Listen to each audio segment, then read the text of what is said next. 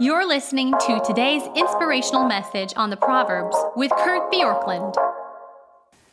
So if you have ever been around a sports team and there's maybe a person who knows a lot about sports, but somebody who doesn't, who tends to be coaching, would that person be wise if they never said anything?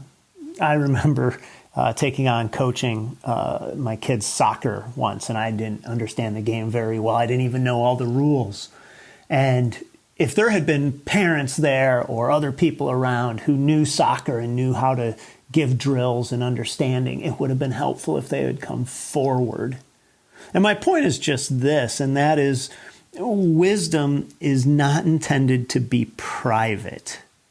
In fact, it has a public call, but it also has a public impact or a public result. It will lead us to be outward facing. It will impact our public policy and our public actions. And here's where we see this so clearly. This is Proverbs chapter 2, verse 9. Again, the if-then structure that exists in verses 1 through 10. And then it says, then you will understand righteousness and justice and equity and every good path. So righteousness is the Hebrew word tzedek, and it means what's just and normal.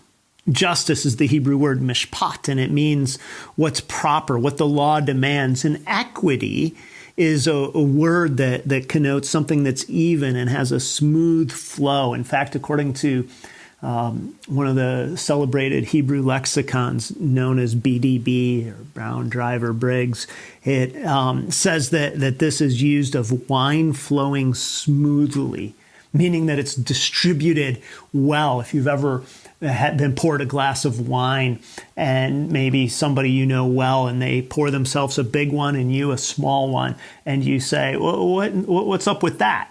That's not equity. Equity is saying it's smooth, it's even. And so here's the picture. Again, that's BDB bringing that out, not just my analogy. Here's the picture that every good path, and the word good here is a Hebrew word tov, which means good and beautiful and fitting. Every good path will be something that we have when we understand and say, this is something that God has called me to be part of: righteousness, justice, equity. So again, back to the coach that I mentioned. If the coach is somebody who is not well informed, and somebody's sitting in the stands and just says, that's not my place. You know what? They're running the thing. Let them run it the way they want to run it. That makes sense. But if the coach turned around and said, does anyone know anything about soccer? Could you come down and help me?